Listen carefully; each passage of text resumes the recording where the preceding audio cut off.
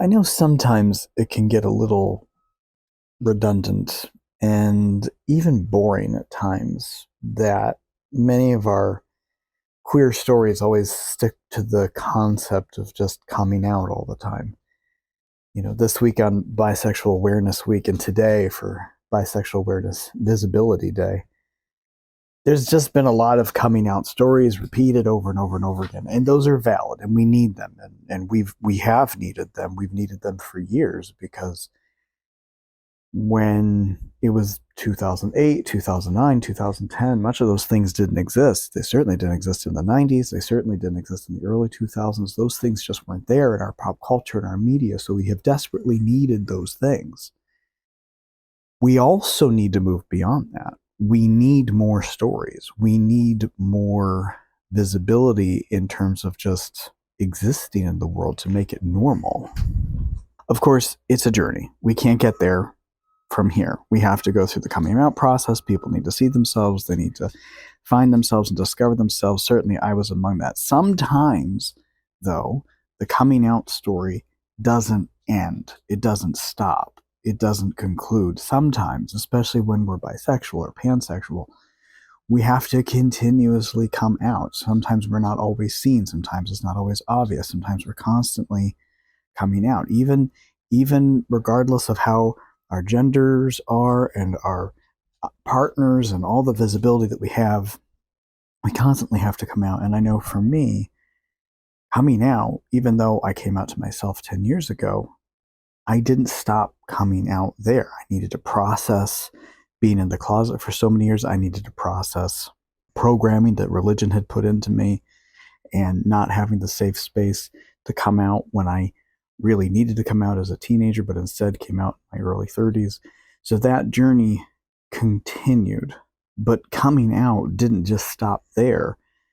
It led me to realize I needed mental health help. It led me to realize I needed more education. I needed to unpack homophobia, internalized homophobia. It led me to discover more inclusivity training and understanding and ask better questions. It led me to more curiosity about the world around me, things that I would get defensive about because I was so scared to come out, scared to confront those things in myself, led me to being more open.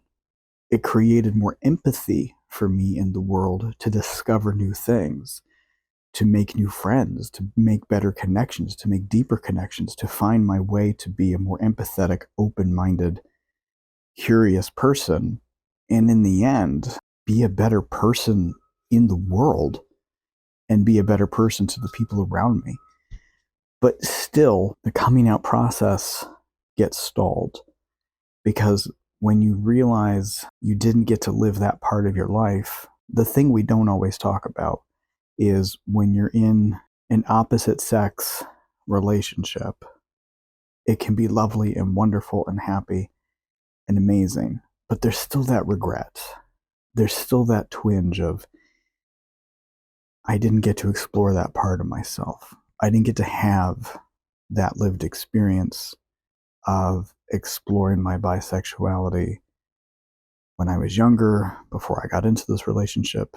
And both things can be true. You can be perfectly happy in your current relationship and happily in love and everything is good, but also regret not having that other thing. And that's why community is so vitally important.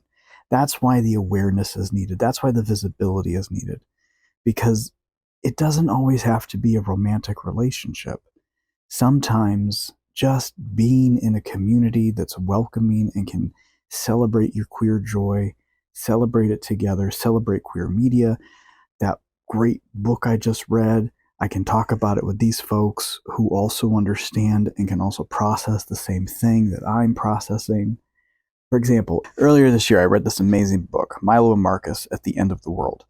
And everything about this book, oh my God, related to me. It was a teenager, 17, 18 years old, his final year of high school, in a restrictive religious environment, who was so scared to come out, so terrified of his sexuality, so scared.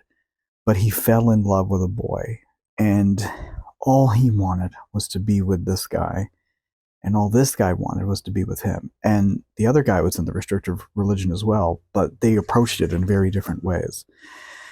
The author is a remarkable individual who I related to on so many different layers. He's a huge Doctor Who fan. He loves the Golden Girls. And so much of what he wrote in this book felt like he was literally writing my youth, felt like he was literally writing about me. It felt like my character, my younger self, was in this book. So at the other end of this book, finishing it, I was so energized and pumped and excited about, again, seeing myself in a book, relating to this character. It helped me process so much of something that happened years ago that I was just sort of energized. And it also made me realize how, even though I'm out and my loved ones who I've shared that I'm out with accept me for who I am, I still felt so closeted because I don't have enough community around me. I don't have enough queer friends. I don't have enough of an LGBTQ plus community for me to just be with, to just exist among. Weirdly, I have it at work. We have an amazing employee resource group, which is full of wonderful, kind, generous, brilliant people.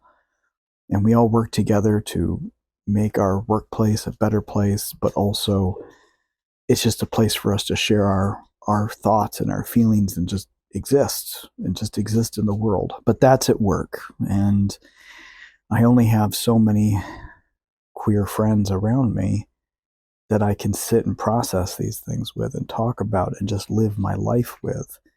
And when I try to share those things with my straight friends, they're wonderful allies. They'll certainly listen to me, but they can't relate and they can't help me where I might need help. Or maybe I don't need help. Maybe I just need to share this stuff and know that I'm sharing it with someone who just understands and is not going to come back with questions or confusion or challenge my identity, which has happened.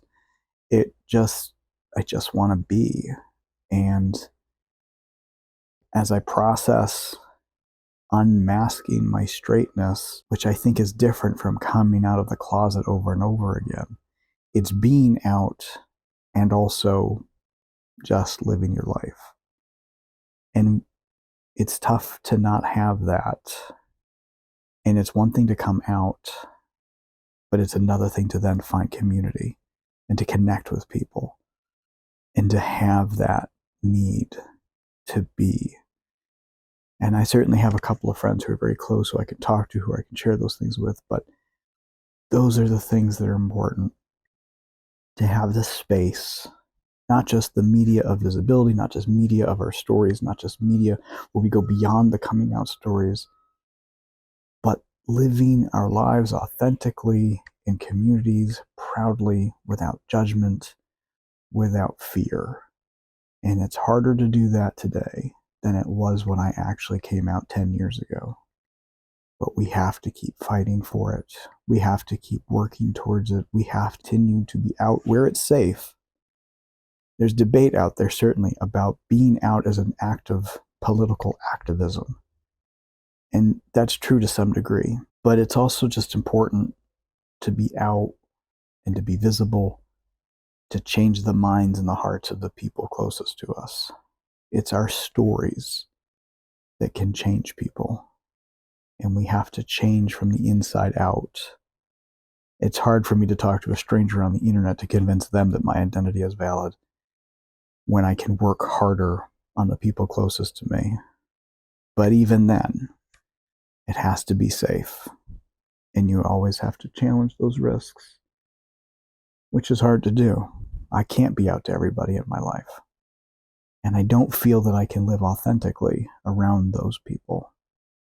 And sometimes that's really depressing and it's frustrating.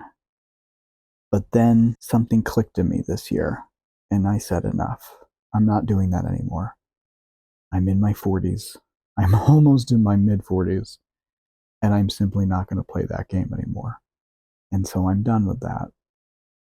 That click finally happened. It took almost 10 years for that click to happen. but it finally happened. So now I try. I look for community. I celebrate community. I help prop people up. And I stay curious. And I stay open. That's what the visibility is for. That's why we need it. And that's why we need days like today.